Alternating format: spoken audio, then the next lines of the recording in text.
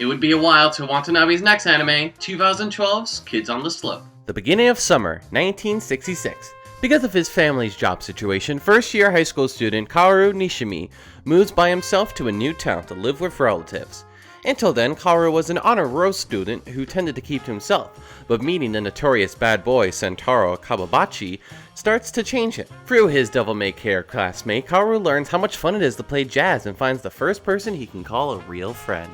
Why the fuck was this not a BL anime? Honestly, Kids on the Slope is the hardest to talk about in terms of Watanabe's style, since this anime is not the Watanabe original. It is an anime adaptation of the manga written by Yuki Konema that ran from 2007 to 2012. So when talking about Kids on the Slope, I'll be talking less about Watanabe's influence on the anime with his style and more on what the anime based on the manga does that fits Watanabe's style and a few things that the guy might have added. Kids on the Slope is a straightforward, coming-of-age, romantic slice-of-life anime with a story that has a clear beginning, middle, and end. So there's no anthology to be found here. So Watanabe incorporates his sense of sentimentalism towards the characters in the anime, which I'll talk about again when we get to Terror and Renaissance. When pertaining to our three main characters, Kaoru, Sentaro, and Ritsuko, they are easily sympathetic and identifiable, with real-world troubles and issues. I love the way that Kaoru's anxiety is portrayed. He's always forced to move around the country due to his father's work, so he stresses out about starting in a new school once again. So when he climbs up the slope for the first time on the way to school, his feet feel heavy and his head hurts. But when he runs down the slope with Sentaro, his feet feel lighter and his head is clear. I love the way Kaoru's anxiety is portrayed in Kids on the Slope, thanks to the anime's visual storytelling and Watanabe's small touches of sentimentalism. Though the opposite of this is that, while I adore the three main characters, all the others just don't really do it for me. They are either cliched one note or too much of an exaggeration of their character archetype. Like Junichi, who was just too cool for school, and Seiji, who would totally be a stereotype of flamboyant gay men, especially in the dub, if the character was actually gay, which he is not. These one-note or over-the-top characters kind of detracted from the realistic three main characters that were helped by Watanabe's small touches of sentimentalism. Though again, it's in no way entirely his fault. The guy was probably pigeonholed into keeping true to the original manga, but still, I digress. Since, again, this is an anime adaptation of a manga, there's no postmodern touch from Watanabe. The setting is strict in its time period, that being 1966, so there's no drawing in from another era like in Samurai Champloo. But surprisingly, there are a lot of anime influences to talk about with Kids on the Slope. The biggest, of course, is jazz. With Kaoru on piano, Sentaro on drums, Ritsuko's father on the double bass, and Juichi on the trumpet, the best parts of the anime is when two or more of these guys are jamming out in the basement. Some of the songs they play either come from American movies or by American jazz players. Bill Evans is mentioned a lot, Ritsuko really likes the movie's Sound of Music, Favorite Things is often played, and of course the Beatles are mentioned a few times. And the jazz that the four players play is referred to by a drunken American Navy soldier as black jazz. During World War II, jazz was considered an enemy music, and was banned in Japan. But since it had become wildly popular in the country, a complete ban was unsuccessful. During the American occupation and reconstruction of Japan, American troops stationed in the country wanted to listen to American music, allowing Japanese jazz musicians to emerge, and by the end of the 1950s, native jazz practice flourished in Japan. There are two halves of Kids on the Slope. One half is the romance between our characters, and the other half is jazz. I talked about the beginning stages of Christianity in Japan and Samurai Champloo, but what about Christianity in Japan after World War II and the American occupation and reconstruction of the country? Well, starting then and into present time, any Japanese citizens can practice Christianity without the threat of prosecution or violence. While many viewpoints that highly religious people value, like being against homosexuality and all that jazz, only around 1% of the population claimed Christian belief or affiliation. Since the mid-1990s, the majority of Japanese people are non-religious, although many of those who are religious identify in the Shinto or Buddhist faith. Although about 60 to 70% of couples are wedding Christian ceremonies. This makes Christian weddings the most influential aspect of Christianity in contemporary Japan. In Kids on the Slope, Sentaro and his family, as well as Retsuko, are Christians. Not fully devout, but they do attend service on Sunday mornings, and Sentaro has a rosary that he wears as a necklace. And in the last episode Time Skip, Sentaro is in training to become a priest. American sailors are also in the background a lot of Kids on the Slope's outside scenes, mostly hanging around at clubs or at the sea line, flirting and trying to pick up young Japanese women. I previously mentioned the sailor at the bar that the four characters were performing at being racist because he hates their black jazz. American sailors docked at Japanese harbors around this time also centers around Sentaro, as he is the child of an American soldier and a Japanese woman. He was shunned by his grandmother and foster father. Not to mention that he was bullied heavily as a kid for being half Japanese and half American. So Sentaro really hates people who act racist towards any groups of people, like the drunk sailor at the bar. And one final thing to talk about in this section is the 1960s Japanese student movement that Junichi took part in, something that can also be seen in the Studio Ghibli movie From Up on Poppy Hill, which took place in the same decade as Kids on the Slope. The Zengakuren is a league of communist and anarchist students that was founded in 1948, the word meaning All Japan League of Student Self-Government. During the time that the anime takes place, the League became divided after activities concerning the revision of the Japan-US Security Treaty. Throughout this time, Zengakuren organizations held protests against the US invasion of Vietnam. In one notable case, US President Dwight D. Eisenhower had planned to visit Japan during the 1960 tour of Asia, but so many Zengakuren turned out to protest at the airport that he decided not to land. In the second half of the anime, Junichi becomes involved with a political revolutionist movement and as a result stops attending college and is disinherited by his family. As mentioned before, the music in Kids on the Slope is all about jazz. Yoko Kanno reunites with Watanabe since Cowboy Bebop, and this is another case of her true form. She fully embraces the jazz of the anime and makes it the forefront of any scene. As I mentioned before, the jam sessions, especially between Kaoru and Sentaro, are the best scenes in the anime, usually conveying the emotions of the characters' current dilemmas without any excessive monologuing. It's mostly portrayed through nice visual storytelling. Though as anyone who's watched this anime before knows that the best scene of the entire show is Kaoru and Sentaro's public jam session at the end of the 7th episode during the cultural festival. The two characters' friendship was previously broken, but this helped them become friends again. The session that they play brilliantly mixes two previously played songs in the anime seamlessly together. The music is excellent and is the emotional highlight of the entire anime. The regular background music is great as well, perfectly capturing what is needed for the scene.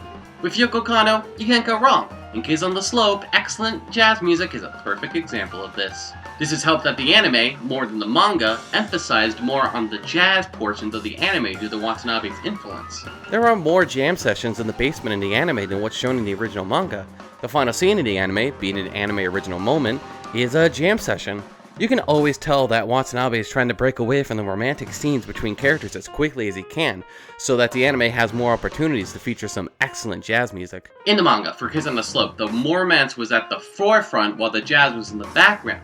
While in the anime, the jazz was in the forefront while the romance is in the background.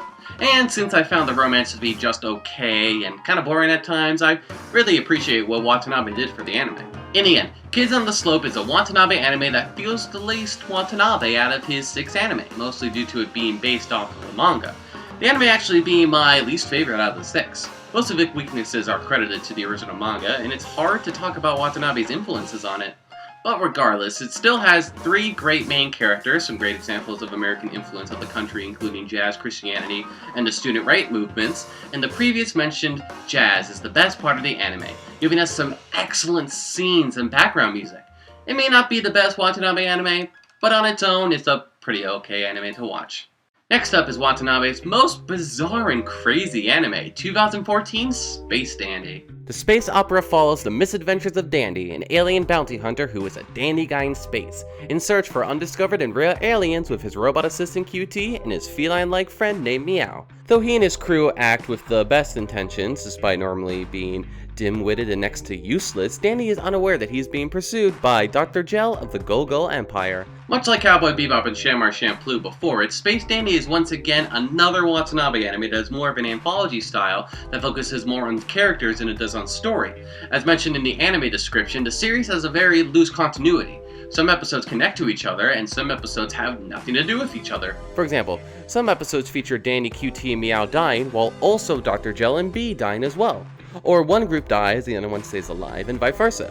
The entire universe might get turned into zombies. Dandy could accidentally blow up the planet that him and his crew are on. Dr. Gel and Bee could get stuck in a one-dimensional plane of existence or get sucked into a wormhole due to Dandy's shenanigans. But once again, in the next episode, it's as if the previous episode's events never happened. Again, Space Dandy is playing extremely loose with continuity with most of its episodes. However, some episodes will connect with each other. These are usually the episodes that focus on one of our main characters as we learn more about them. These episodes are mostly the ones where at least Danny and his crew don't die at the end. The crew gets stuck in a Groundhog Day scenario on Meow's home planet, allowing Meow to grow close to his father and learn more about him. When QT falls in love with a coffee maker and learns about a rebellion of machines against organic creatures, we learn more about how QT operates.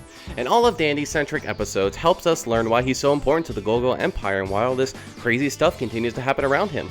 Like when we meet one of Dandy's ex-girlfriends, a being from the 4th dimension, we learn that Dandy is much smarter than he lets on. These episodes help to expand on our characters and helps us as an audience understand them better. Some episodes have supporting characters and one-off characters that carry over from other episodes throughout the series, and their knowledge of previous events and their motivations stay the same. After much surveillance, Dr. Gel and Bee learn that Dandy is really close with Honey and takes her hostage to capture Dandy.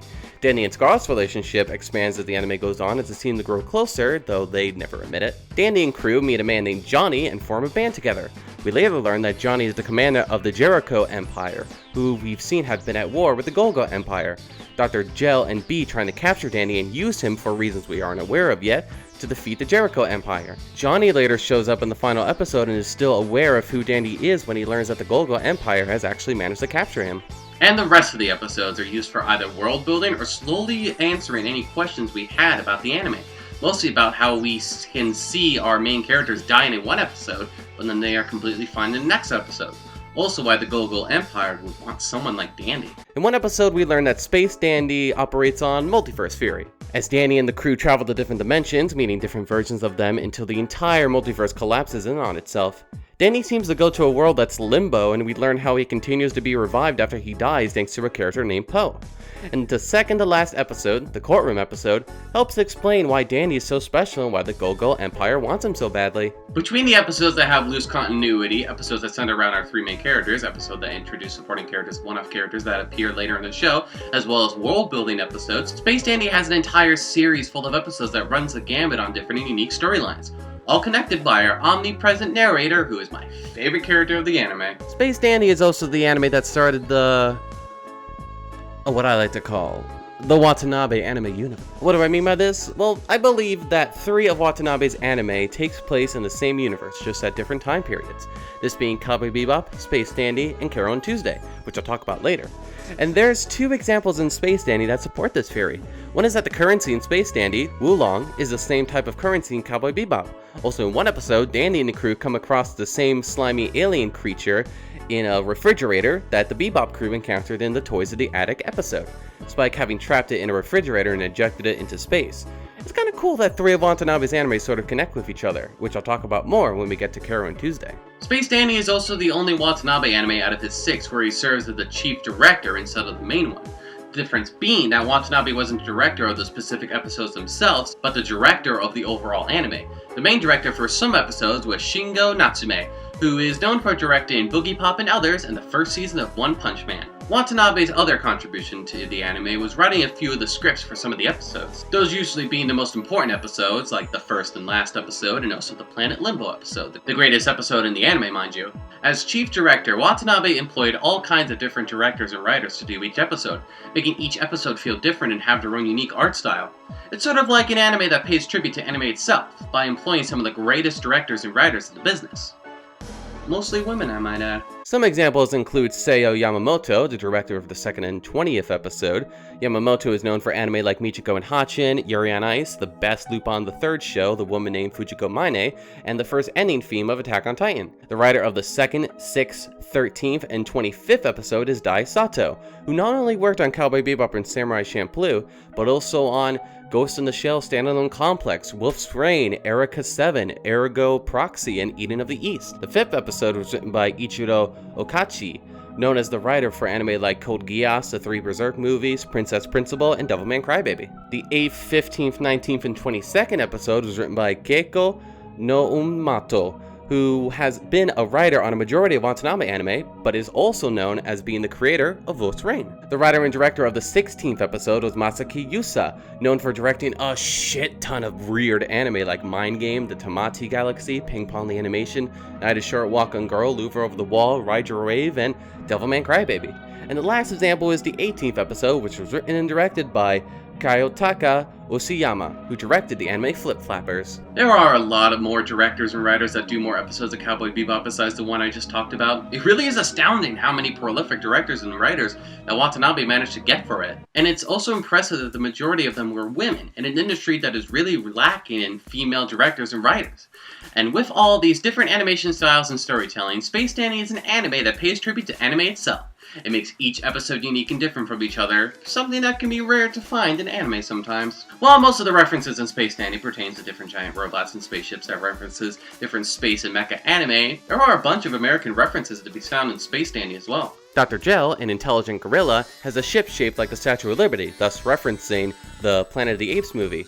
In episode 1, this alien gives a thumbs up Terminator 2 style. The 4th episode, the zombie one, has lots of references to George A. Romano's works, like the Living Dead series. Episode 10 is mostly a reference to Groundhog's Day, while the funniest scene in the series, where Danny and the crew are out in an open field taking turns trying to destroy a calendar, is very similar to the printer scene in Office Space. In episode 11, Dr. Gel becomes completely absorbed in figuring out the equation, particularly the scene in which he writes a formula across the screen, is a deliberate homage to A Beautiful Mind. In the 12th episode, QT's quiz show is a parody of Quiz Millionaire, the Japanese version of Who Wants to Be a Millionaire, QT using the catchphrase, "Is that your final dandy?" In the 14th episode, one of the dandies from an alternate universe moves and vocalizes like Michael Jackson. The 17th episode feels like motherfucking Glee in space. Queen's We Will Rock You and Aha's Take on Me is referenced as well. In the 20th episode, the character Johnny might be the character's voice actor Johnny Young Bosch incarnated within the show itself. The overall premise and ending sequence of the 22nd episode is a parody of Saturday Night Fever. In the 24th episode, Dr. Gel and B get sucked into a 2D universe.